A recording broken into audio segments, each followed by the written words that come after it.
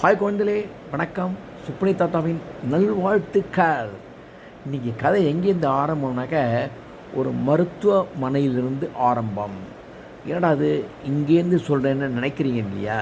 எப்பொழுதுமே குழந்தைகளே, எது முக்கியம் அப்படின்னு கேட்டிங்கனாக்க சொத்து முக்கியம் அல்ல, தேக ஆரோக்கியம்தான் மிக மிக முக்கியமானது.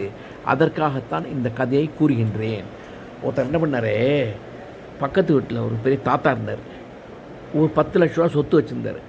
அவர் சொன்னார், தம்பிங்க வாடா அப்படின்னாரு. தம்பி போனான், 10 லட்ச ரூபா சொத்தை கொடுத்தாரு. இந்தாடா நான் சேர்த்த சொத்து அப்படின்னாரு. பக்கத்து வீட்டில் இன்னொருத்தன் என்ன பண்ணான், 10 லட்ச ரூபா தாத்தா கொடுத்துருக்காரு, நீ அப்பனா இருக்கியே, நீ என்னத்தடா கொடுத்தேன்னு பையன் அப்பனை வெசான். அதுக்கு அப்பன் சொன்னான், அவன் 10 லட்ச ரூபா பணமும் கொடுத்தான், அதோட பாரம்பரியமாக சர்க்கரை நோயும் கொடுத்துட்டு போயிட்டான். நான் உனக்கு அப்படி கொடுக்கலடா, நல்ல ஆரோக்கியத்தை கொடுத்துருக்கேன். அது ஒன்று தான்டா மிக மிக முக்கியமானது. அது இருந்தால் பல கோடிக்கு சமண்டான்னு சொன்னாப்புல. ஆகியனால நான் அந்த மருத்துவமனையிலேருந்து இந்த கதையை சொல்கிறதுனால தேக ஆரோக்கியத்துக்கு முக்கியத்துவம் கொடுக்கின்றேன். குழந்தைகளே, ராஜாதி ராஜ ராஜகம்பீர ராஜகுலத்திலக ராஜமார்த்தாண்ட மாமன்னர் வீர பராக்கிரம மன்னர் வரார் வரார் வரார் பராக் பராக் பராக். மன்னர் இந்த உட்காண்டிருக்கார். என்ன நீ அப்படின்னு கேட்குறாப்புல.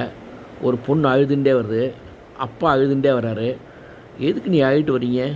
இல்லை, என் மவுளுக்கு கல்யாணம் ஆகிடுது. கல்யாணம் ஆனால் எதுக்கு அழணும்? இல்லை, 5 வருஷம் ஆச்சு. 5 வருஷம் ஆச்சா? அதுக்கு எதுக்கு அழுறீங்க? இல்லை, புள்ளையே இல்லை.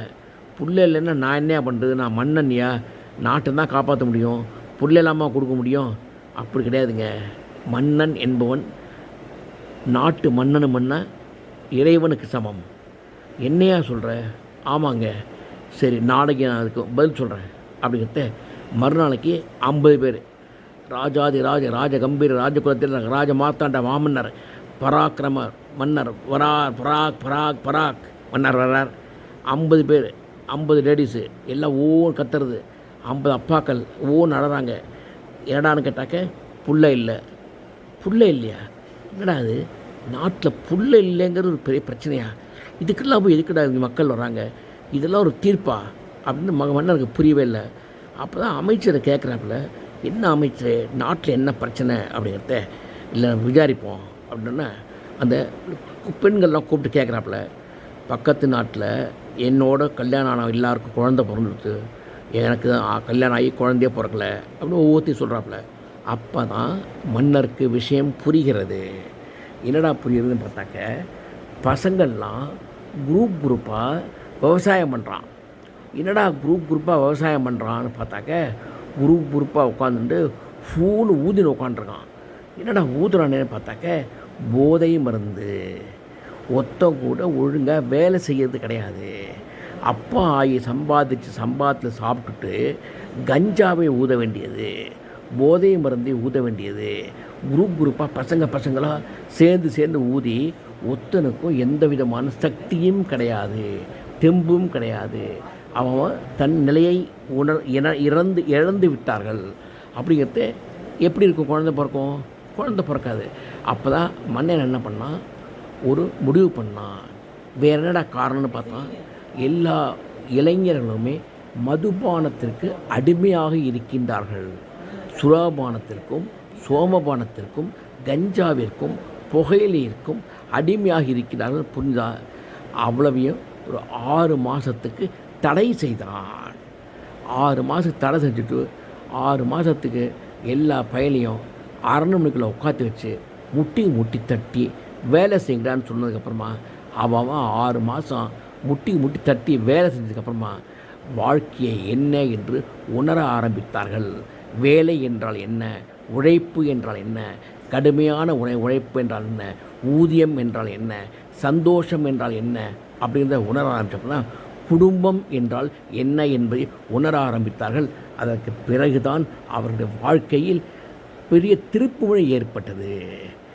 6 மாதம் கழித்து பார்த்தீங்கன்னாக்க, ராஜாதி ராஜகுலத்திலக ராஜ மார்த்தாண்ட ராஜகம்பீர மாமன்னர் பராக்கிரம மன்னர் வரார் பராக் பராக் பராக் அப்படிங்கிறதே எல்லாரும் காலில் வந்து விழுறாங்க. மன்னா இந்தாங்க லட்டு, இந்தாங்க ஸ்வீட்டு, இந்தாங்க லட்டு, இந்தாங்க ஸ்வீட்டு, இந்தாங்க கேசரி அப்படிங்கிறாங்க. என்னங்கிறப்ப நான் உண்டாயிருக்கேன், நான் 6 மாதம், 2 மாதம், 3 மாதம்.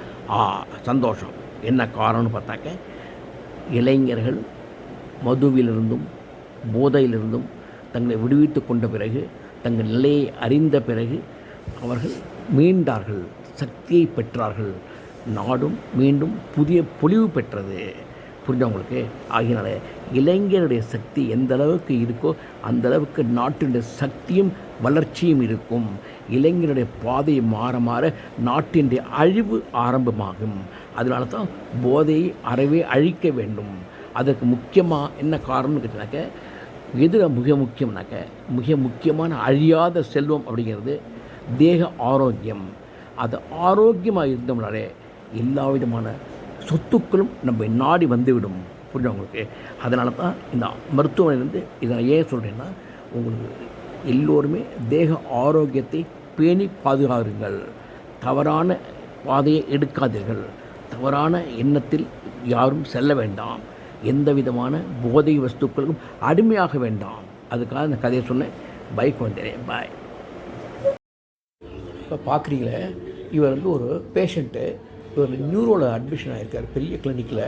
என்ன நைட்டு தூங்கிட்டே இருந்தார். விடிகாலம் ஏந்துக்கிட்டு ஸ்ட்ரோக் வந்துட்டு கை கால் விளங்காமல் போயிடுது. என்ன காரணம்னு தெரில. ட்ரீட்மெண்ட் எடுத்துட்டுருக்காரு.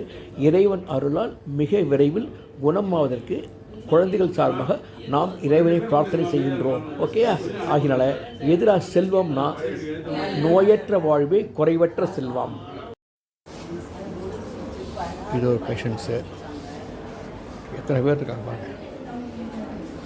சின்ன பையன்லேருந்து எவ்வளோ பேர் வந்து பாதிக்கப்பட்டிருக்காங்கன்னு நீங்களே பார்த்துங்க.